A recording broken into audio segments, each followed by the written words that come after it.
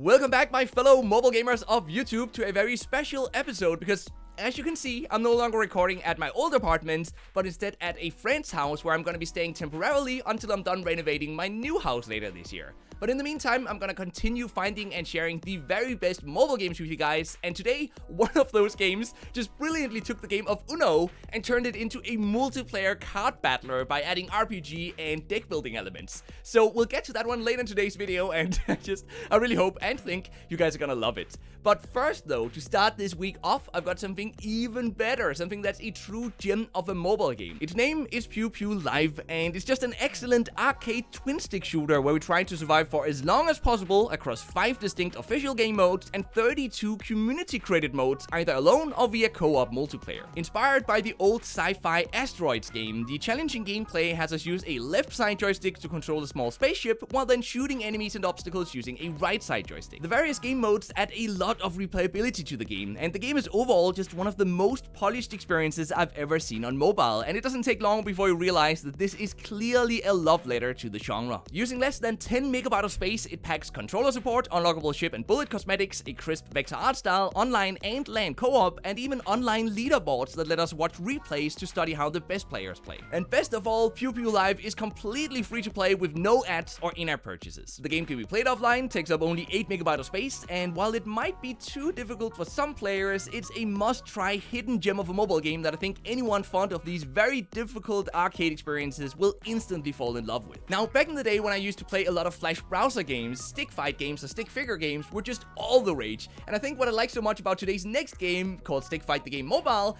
is that it tries to just capture a bit of that old school nostalgia. The game is essentially a fun and silly 4-player online brawl fighting game with hilarious ragdoll physics, a bunch of wacky weapons, and over 100 maps to play. The goal is to become the last man standing throughout 9 quick one-screen levels in either free-for-all or 2 versus 2 multiplayer matches. Once all levels have been completed, the player with the most points wins the match, and everyone earns a bit of currency and XP. We unlock new special skills as we progress, such as a temporary shield or maybe a sprint boost, of which we can only have one equipped at a time. Meanwhile, we can use gold to genetically modify our stick figure to grow stronger and spend gold, premium currency, or tokens earned through gameplay to buy new cosmetic skins or unlock them through a gacha system. The twin stick controls work well, although tapping to jump or activate our special skill does require letting go of either the virtual joystick used to move or aim. But the game's biggest flaw though is that the lag sometimes ruins the fun gameplay. On the bright side though, it features both a level editor, achievements, leaderboards, and its fast-paced gameplay is honestly just perfect for mobile. Stick Fight the Game Mobile monetizes through occasional forced ads, incentivized ads, a paid battle pass for extra rewards, and then in-app purchases for a premium currency. And since all cosmetic skins have attribute bonuses, they unfortunately do make the game slightly pay to win. The game requires online access, takes up 431 megabytes of space, and despite the somewhat heavy monetization system, the game can still be enjoyed as a casual free player, so I think it's worth considering checking out. The next game this week is Card Wars, which is a fun, real-time multiplayer card game where we play against 5 other players in quick last man standing matches. This is the game I hinted at in the intro, by the way, because its core gameplay draws heavy inspiration from Uno, which means each player draws 7 cards of different types and colors from that deck, and then take turns playing 1 or more cards that match the card at the top of the discard pile. Now, we compile our deck of cards using a mix of standard Uno-like cards that let us skip the next player or change the turn direction, and then 15 special cards that make the game much more interesting by allowing us to deal damage to other players, heal our HP, or maybe even shield us from incoming attacks. Whenever one of the 5 players is out of HP, the remaining players continue playing until there's only 1 player left, who then wins the match. The way the progression system works here is that every card can be leveled up to increase its power once we've collected enough duplicates through timed loot boxes that also reward us with new cards. Having to wait for these loot boxes to open does drag out the progression, but since we get a cash reward even if we don't have room for more of them, it's still worthwhile to continue playing, as cash can then be spent on buying loot boxes that instantly open. The game's UI could definitely use a bit more polish, but its unique futuristic underground universe and almost 2D comic book-like art style makes for a great setting for the gameplay. Card Wars monetizes through rare forced ads, incentivized ads, and then in-app purchases to remove all ads and instantly unlock new cards, which does give paying players a pay-to-progress his fast advantage. But ultimately, as a game under active development, I think it actually shows great potential as long as it finds a way to gain more players and of course avoids becoming heavily pay to win. It requires online access, takes up 169 megabytes of space, and I think it's worth considering checking out if you're looking for a new casual PvP game, and then let's just cross our fingers that it continues improving over the next many months of development. Now, my favorite game this week is definitely PewPew Live, and the fact that it's been developed entirely by a single solo developer definitely doesn't make it any worse or any less impressive, because that game is really